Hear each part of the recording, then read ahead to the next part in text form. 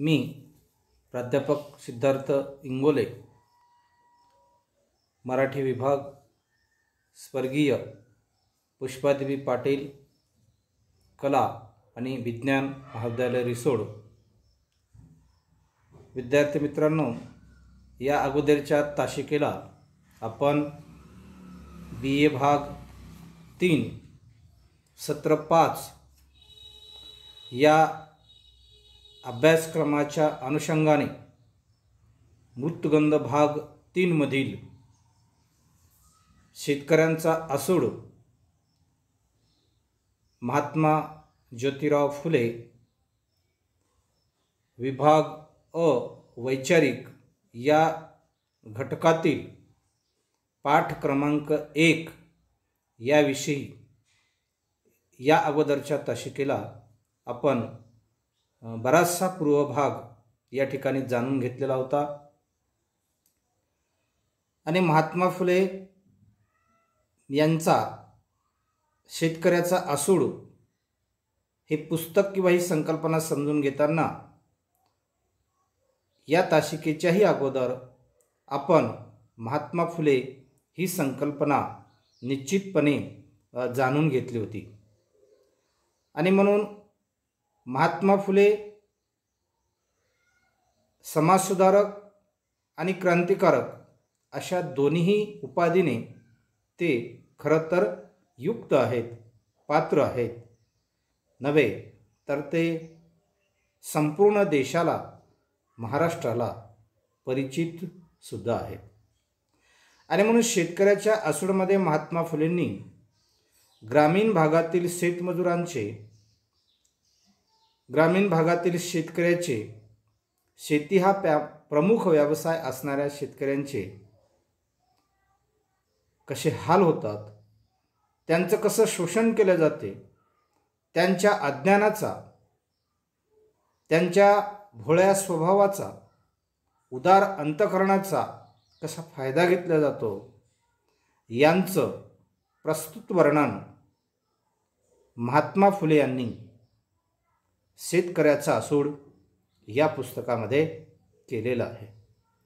आणि एकंदरीत महात्मा फुलेंच्या शिक्षणाचा, महात्मा फुलेच्या समाज सुधारणेचा आणि एकंदरीतच महात्मा फुलेच्या प्रगतिशील परिवर्तनाचा जर विचार केला तर आपणाला असं जाणवतं की त्या सर्वांच्या शोषणाचे, अज्ञानाचे, परिस्थितीचे, दारिद्र्याचे आणि एकंदरीत संपूर्ण शोषणाचे जे बळी आहेत ते बळी केवळ अज्ञानाने गेले असा महात्मा फुलेंचा,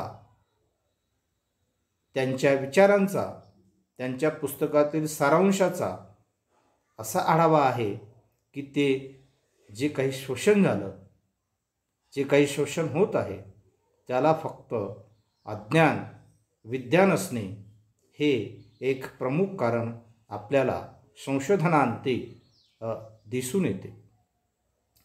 आणि म्हणून महात्मा फुले यांनी शेतकऱ्यांचा आसूड ही संकल्पना समजावून घेत असताना शेतकऱ्यांच्या दयनीय स्थितीचे एक समर्पक अशी उदाहरणे महात्मा फुलेंनी शेतकऱ्याचा आसूड या पुस्तकामध्ये दिलेली आहेत. आणि मग शेतकऱ्याच्या आसूड या प्रस्तावनेच्या अनुषंगाने महात्मा फुले असं म्हणतात की तुम्हाला तुमच्या परिस्थितीची, शेतीची, मुलाची, समाजाची, देशाची जर प्रगती करायची असेल तर मित्रांनो, शिक्षण घेतल्याशिवाय तुमच्या परिस्थितीमध्ये, तुमच्या शेतीमध्ये, तुमच्या उत्पन्नामध्ये, तुमच्या एकंदरीत प्रगतीमध्ये परिवर्तन होणार नाही. आणि म्हणून महात्मा फुले असं म्हणतात की विद्येविना मती गेली, मतीविना नीती गेली, नीतीविना गती गेली, गतीविना वित्त गेले, वित्तविना शूद्र खचले आणि इतके अनर्थ एका अविद्येने केले. ही महात्मा फुलेंच्या विचारांची आणि प्रेरणेची जी एक सत्वरूपी एक सूचना आहे, एक तत्व आहे, हा जो सिद्धांत आहे, विद्येविना मती गेली, मतीविना नीती गेली, हा जो महात्मा फुलेंनी सांगितलेला जो सिद्धांत आहे, तो सिद्धांतही आपण या पाठाच्या अनुषंगाने अगोदरच्या तासिकेला मित्रांनो आपण अभ्यासला होता, त्याचा अर्थसुद्धा बघितला होता. परंतु जे विद्यार्थी गैरहजर असतील त्यांना पुनर्शा या ठिकाणी सांगता येईल की विद्येविना जर माणसाला विद्या नसली तर त्याची मती जाते, मती गेली. मती म्हणजे बुद्धी, आणि बुद्धी गेल्यावर तो माणूस पशुहीन बनतो. आणि बुद्धी गेल्यावर काय होतं, बुद्धी गेल्यामुळे, मती गेल्यामुळे मतीविना नीती जातो. आणि मग बुद्धी नसल्यामुळे, त्याला ज्ञान नसल्यामुळे तो माणूस बुद्धिविना, मतीविना नीतीभ्रष्ट होतो. म्हणजे त्याच्या आयुष्यामध्ये तो संपूर्ण जातो, त्याचं आयुष्य उदास बनतं, नीतिमत्ता त्याच्या आयुष्यामध्ये राहत नाही. नीतीविना गती गेली, आणि मग आपल्याकडे मती नसली तर गती जातं, नीती जातं, आणि नीती जर गेली तर गतीसुद्धा जातं. गती म्हणजे वेग, काम करण्याची प्रगती. आणि मग ती काम करण्याची गती जर आपल्याकडून गेली तर आपल्याकडून वेळेच्या आत योग्य ते काम होत नाही. म्हणून महात्मा फुले त्याला गती असं म्हणतात. गतिविना वित्त गेले, आणि मग गती आपला कामाचा, आपल्या प्रगतीचा जर वेग मंदावला तर आपले वित्त गेले. वित्त म्हणजे पैसा, आर्थिक संपन्नता, अर्थात आपल्या परिस्थितीमध्ये आपल्याला परिवर्तन मिळणार नाही, होणार नाही. पाहिजे तसा आर्थिक पाठबळ आपल्याला त्या ठिकाणी संपादन करता येणार नाही. आणि म्हणून वित्तविना शूद्र खचले. आणि शूद्र म्हणजे विकासापासून वंचित असलेले, परिवर्तनाच्या अलीकडचा जो वर्ग असतो त्याला महात्मा फुले शूद्र असं म्हणतात. ते खालच्या जातीचे असा प्रचलित अर्थ समाजामध्ये घेतला जातो. पण तो महात्मा फुलेच्या अनुषंगाने, सामाजिक परिवर्तनाच्या अनुषंगाने शूद्र हा त्याचा अर्थ होत नाही. शूद्र अर्थात त्याचा अर्थ असा होतं की विकासापासून वंचित, संपूर्ण विकासापासून वंचित असलेले असेचे. आणि मग इतके जर आपलं कोणं नुकसान केलं असेल, आपला कोणं विकास थांबवला असेल तर त्याला कारण आहे. काय कारण आहे तर ते एका अविद्येने केले, असं महात्मा फुले स्पष्टपणे या एक सुधारणावादी तत्वामध्ये, एका या प्रेरणेमध्ये, या विचारामध्ये, या सूत्रामध्ये महात्मा फुले शेतकऱ्याच्या दयनीय अवस्थेचे, अर्थात सर्वसामान्य, बहुजन आणि शूद्र या वर्गाच्या दयनीय स्थितीचे वर्णन करताना महात्मा फुले या संदर्भाचे वर्णन या ठिकाणी देतात. कारण शेतकरी आणि बहुजनांच्या समस्या केंद्रस्थानी ठेवून महात्मा फुले यांनी पुरोगामी विचाराची मांडणी केली आणि महाराष्ट्रामध्ये शिक्षणाची मुहूर्तमेढ रोवली. आणि म्हणून शिक्षणाशिवाय आपली प्रगती नाही हे सावित्रीबाई फुले आणि महात्मा फुले यांनी या ठिकाणी ओळखलेलं आहे. आणि प्रख्यात विचारवंत थॉमस पेन यांच्या प्रभावाने महात्मा फुलेंनी सामाजिक परिवर्तनाची एक धुरा आपल्या खांद्यावर घेऊन तळागाळातील शेतकऱ्यांचं, तळागाळातील मजुरांचं, बहुजनांचं, शूद्रांचं आणि विकासापासून वंचित असलेल्या एकंदरीत वर्गाचं शोषण थांबलं पाहिजे, त्यांची प्रगती झाली पाहिजे. यासाठी त्यांनी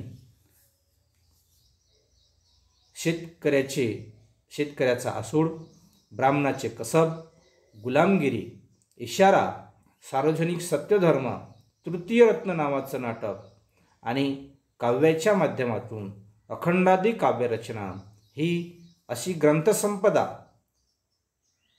महात्मा फुलेने अशा प्रकारचं वैचारिक साहित्य, परिवर्तनात्मक साहित्य लिहून बहुजन वर्गाला या विकासापासून, शोषितांपासून कसं दूर केलं जातं यांचा अतिशय प्रभावीपणे, अतिशय परिवर्तनात्मक उहापोह महात्मा फुलेंनी या साहित्यामध्ये केलेला आहे. आणि म्हणूनच याच अनुषंगाने सत्यशोधक समाज, बालहत्या प्रतिबंधक गृह, विधवा विवाह पुनर्विवाहास प्राधान्य, गरिबांच्या मुलांना शिक्षण, स्त्रियांना शिक्षण, स्त्रियांना समाजामध्ये होत असलेली पिळवणूक, त्यांना असमानतेचा असलेला जो तत्व होतं, जी प्रवृत्ती होती, जो अधिकार होता किंवा समानतेनं त्या स्त्रीला वागवल्या जात नव्हतं, ही एक स्थिती महात्मा फुलेंनी या संदर्भातून पुढे आणलेली आहे. आणि म्हणून महात्मा फुले यांना आधुनिक भारतातले पहिले समाजक्रांतिकारक सुद्धा याच कारणाने म्हणून ओळखले जाते. फुले यांच्या शेतकऱ्याच्या आसूडमधील हा जो प्रस्तुत भाग आहे, तो प्रस्तुत भाग महात्मा फुलेंनी या अनुषंगाने या ठिकाणी स्पष्टपणे वर्णन केलेला आहे. आणि म्हणून महात्मा फुले या विचाराच्या अनुषंगाने आपल्याला असा एक प्रश्नसुद्धा या ठिकाणी पडतो आणि परीक्षेच्या अनुषंगाने तो प्रश्न या पाठाच्या अनुषंगाने अतिशय महत्त्वाचा आहे. तो तुम्ही तुमच्या वर्कबुकमध्ये, वहीमध्ये मला वाटतं लिहून घ्यावा. तो प्रश्न असा आहे की प्रश्न क्रमांक 1, शेतकऱ्याच्या आसूड महात्मा ज्योतिबा फुले या वैचारिक पाठाचा आशय स्पष्ट करा. हा पहिला प्रश्न. किंवा शेतकऱ्याचा आसूड या पाठातून महात्मा फुलेंनी शेतकऱ्याची स्थिती कशा प्रकारे वर्णन केली ते सविस्तरपणे लिहा. प्रश्न क्रमांक 2. प्रश्न क्रमांक 3, महात्मा फुले यांना अभिप्रेत असलेला शेतकऱ्याचा आसूड या पुस्तकाचा सारांश सांगा. प्रश्न क्रमांक 4, महात्मा फुलेंनी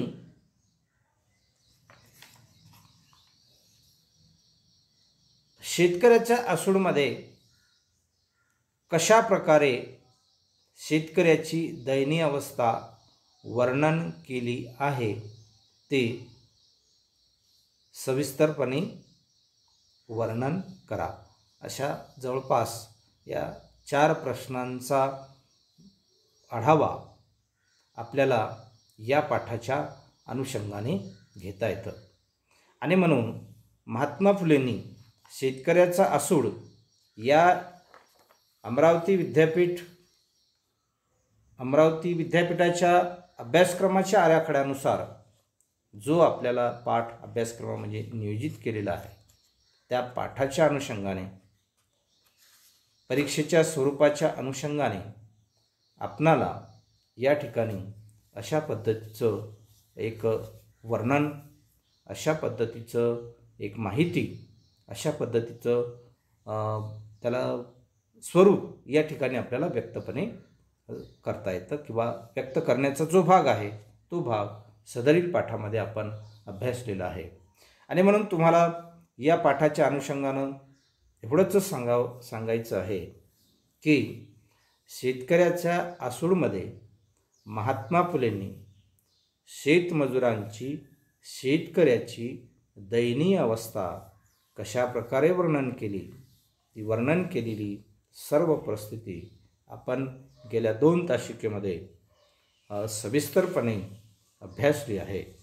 म्हणून महात्मा फुले यांनी शेतकऱ्याच्या अवस्थेचा जो भाग दिलेला आहे तो भाग आपण या ठिकाणी अभ्यासलेला आहे. जसे की जगातील एकंदरीत देशाचे इतिहास एकमेकाशी ताडून पाहता हिंदुस्थानातील अज्ञानी व देवभळ्या शूद्र शेतकऱ्याची स्थिती मात्र इतर देशातील शेतकऱ्यापेक्षा निकृष्ट अवस्थेत आहे. पात्र होऊ नये केवळ पशुपलीकडचे मजसलेस जाऊन पोहोचली असे दिसून येते. आणि इतर देशाचा आढावा जर आपण घेतला तर दयनीय अवस्था या पाठामध्ये महात्मा फुलेंनी शेतकऱ्याचा आसूड या पुस्तकाच्या अनुषंगाने वर्णन केलेली आहे. म्हणून आपण दिलेले स्वाध्यायामधले जे 4 प्रश्न आहेत ते 4 प्रश्न विद्यार्थ्यांनी पाठाच्या अनुषंगाने त्या पाठाचं अध्ययन करून, वाचन करून, अभ्यास करून आपण त्यावर सारासार विचार करून त्या प्रश्नाची उत्तरं आपल्या स्वाध्याय पुस्तिकेमध्ये, आपल्या वहीमध्ये सविस्तरपणे लिहावी, जेणेकरून आपल्याला परीक्षेच्या दृष्टिकोनातून हे प्रश्न निश्चितपणे उपयोगी पडतील. या ठिकाणी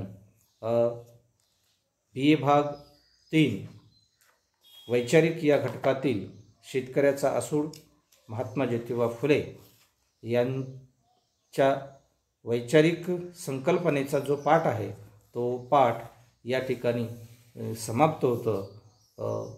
सर्वांनी आपण त्याचं अध्ययन करावं अशी मी सर्व विद्यार्थ्यांकडून अपेक्षा करतो आणि या ठिकाणी थांबतो. धन्यवाद.